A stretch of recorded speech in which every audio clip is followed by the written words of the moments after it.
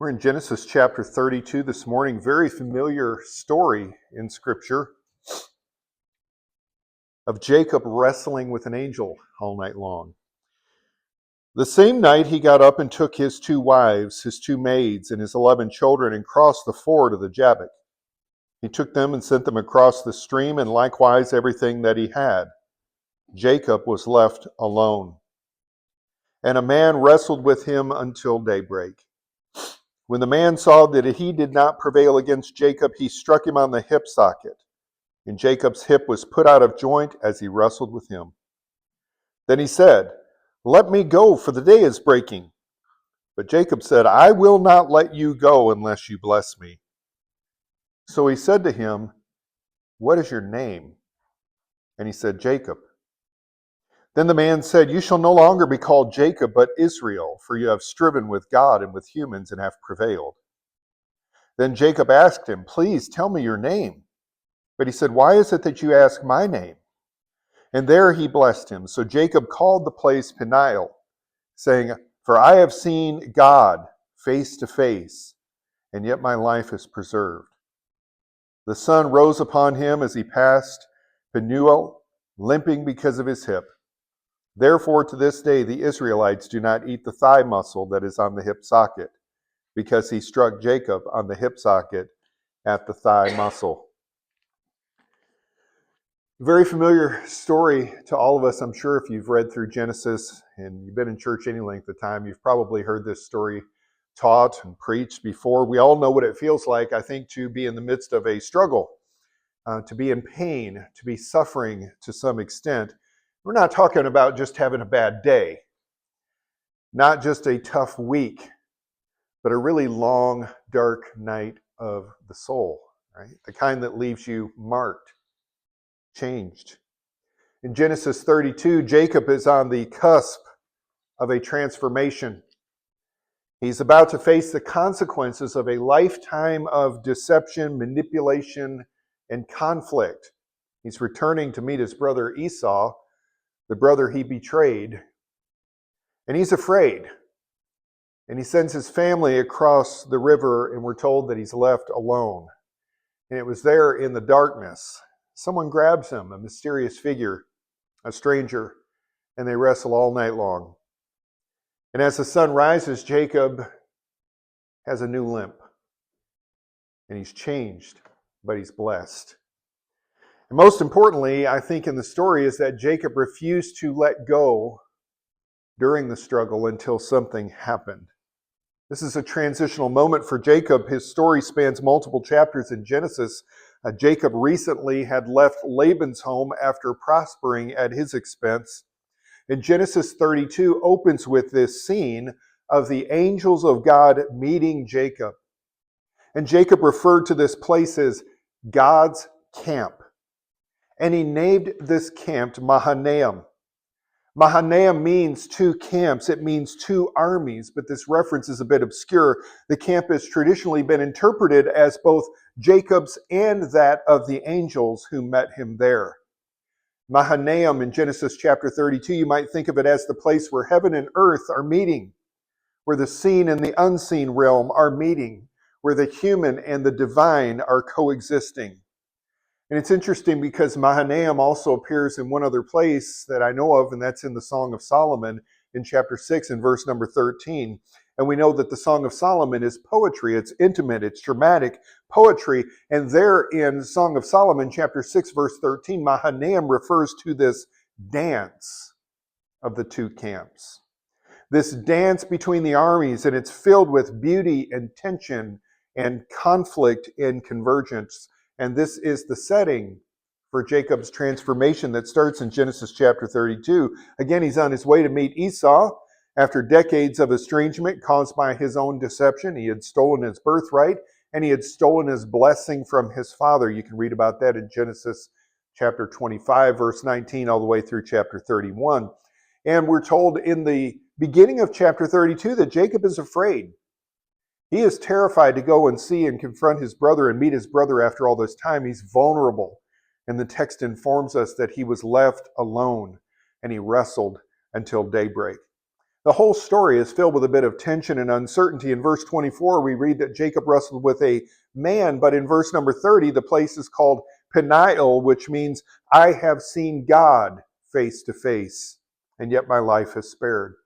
This whole passage is a bit mysterious. At first, Jacob has no idea whom he's wrestling, whom he's striving against, whom he's fighting, and it doesn't become clear until later when he's in pain and he's transformed after the encounter.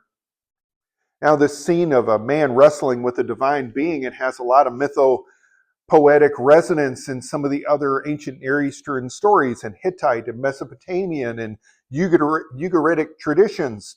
In some of the ancient Near Eastern traditions, conflict with a divine being marked a rite of passage.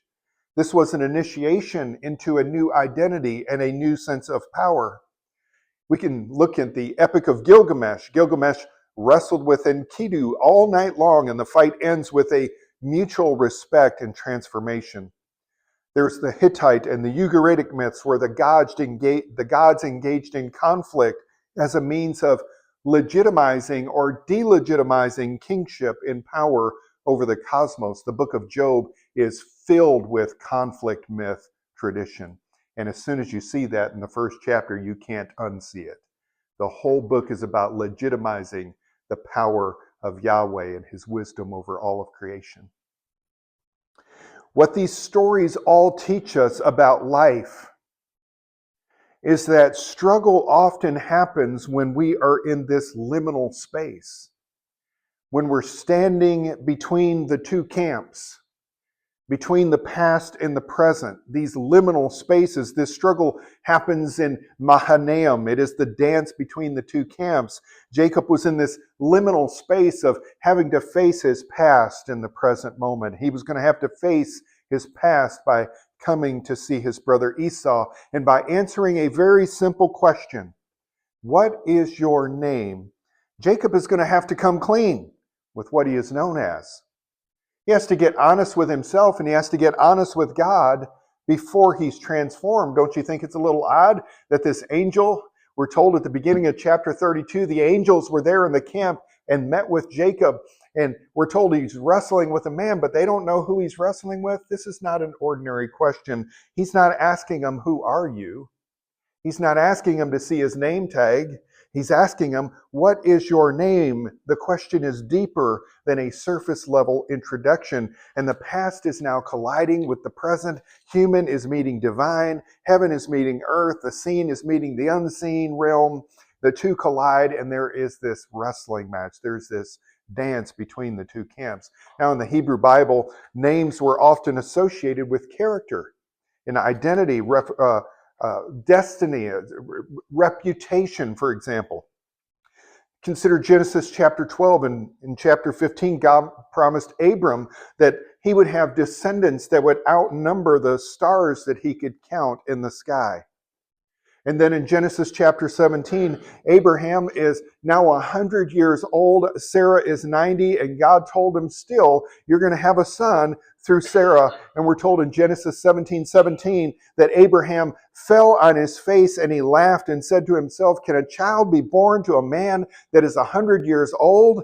And can Sarah, who is 90 years old, bear a child? And Abraham said to God, oh, that Ishmael might live in your sight. God said, no. But your wife shall bear you a son, and for all the marbles, you're going to name him Isaac, which means he laughs. He laughs. Isaac means he laughs. It refers to the one who dallies and jokes and cuts jokes. Abraham would never forget the day he laughed at God's plan while insisting on his own. Oh, that Ishmael might live in your sight. God, I know you have a plan and all, and it's cute. And 25 years ago when you made this promise to us, it was believable, but I'm 100 years old now. Sarah's 90 years old. You made this promise to us 25 years ago, and respectfully, you're starting to sound like a record that's skipping. Like we've heard this line before, and it's getting a little bit more difficult to believe, and it's certainly getting a little bit more difficult to be excited about this promise as it was 25 years ago. Oh, and God, I'm not sure if you recognize this or not, but we've already taken care of this deal for you. Haven't you noticed my son Ishmael? I mean, Sarah and I, we've already talked this deal over, And some time ago, she told me to go and have sex with her slave, Hagar. And well, I did. And here's Ishmael. Let Ishmael live in your sight. Why do you got to make this so complicated, God? We've already done the heavy lifting here. God says, no, Sarah's going to have a son. And since you think this is all one big joke, you're going to call him Isaac. So that from the first day he takes his breath until you take your last breath, you'll never forget the day you crack jokes about my plan. You'll always remember the day you laughed. Names have meaning.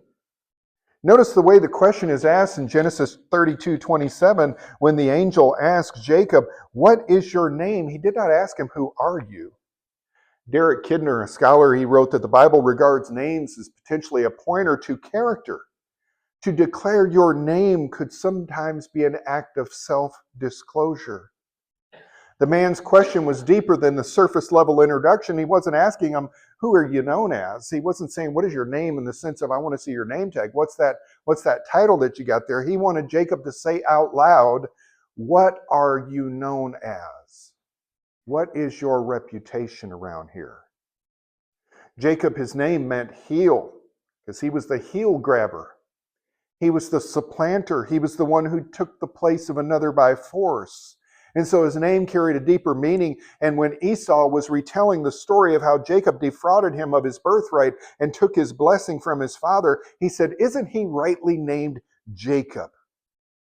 Because it identified his character and his behaviors later in life. Jacob spent his whole lifetime deceiving and defrauding people, and now in the middle of the night, while wrestling with a man until daybreak, he has to come clean before he's cleansed. He's got to vomit out everything that he's known as in the world.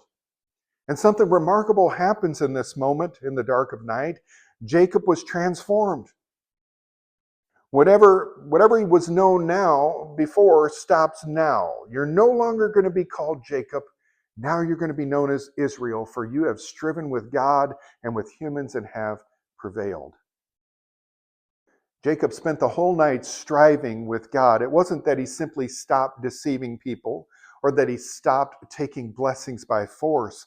It's that he spent time with God when he was in pain, when he was scared, when he was vulnerable, when he was having to face the consequences of his past. He spent time with God, being honest with himself and honest with his past, honest with God, and he prevailed over it. And what does he get in return? He gets a new identity.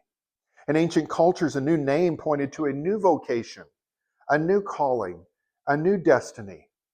We know that Abram became Abraham, Simon became Peter, Saul became Paul. During this struggle, I think that we can learn something about Jacob here is that he refused to let go until he was blessed. And so what this part of the story might be teaching us is that when you and I suffer, when we're striving, when we're in pain, we do not have to waste that experience and walk away with nothing but the pain and bitterness. So what Jacob decided to do in verse number 29 is he memorialized this struggle by renaming the place Peniel. For I have seen God face to face, and my life is spared. This dance between the two camps, the striving between the past and the present, the arguments, the conflict between heaven and earth, the striving between human and divine, between the seen and the unseen, it stopped. And this place was now a place that was transformed into a place of overcoming, a place where instead of striving, the past and present, human and divine, are now staring at each other, face to face and up close. The name Peniel, William Rayburn, another Bible scholar, said that some languages refer to this as eye to eye, nose to nose, breathing on each other. He went from striving and fighting to intimacy by coming clean. A moment of honesty, brutal honesty, facing your past. Jacob doesn't appear to be wrestling with the angel just to win the battle, but he wants to understand. He's determined, I will not let you go until you bless me. He's not going to waste his suffering. He's determined to find something redemptive in this moment. What this might suggest to all of us is that when we're going through a tough time, when we're suffering, when we're in pain, maybe we shouldn't give up too soon when we're going through dark times alone. By the way, we're often going to face those battles alone. Right? The thought of having people walk with us through darkness, it sounds good, but reality shows us, our experience shows us that we often wind up going alone.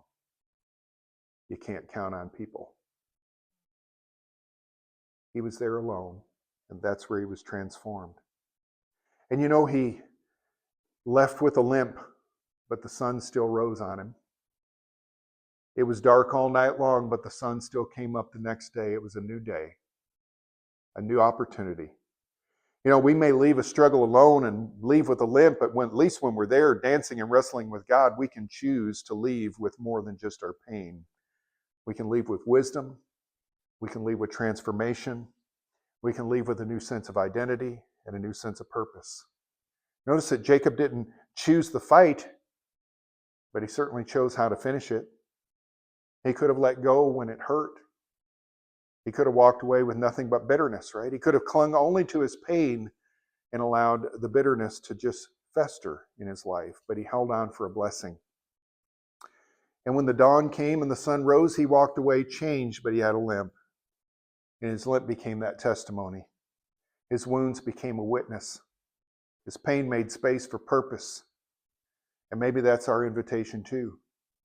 I can't imagine what his family and everybody must have saw as the sun rose and Jacob is now limping towards them. He looks disheveled. His clothes are a mess. He'd been up all night long. He hadn't got a wink of sleep. And his family says, "My gosh, what happened to you?" I got blessed. I got blessed. That's what happened. What's your struggle? What are you wrestling with God over? What is the name of that place? What's the struggle about? What are you determined to walk away from that struggle with?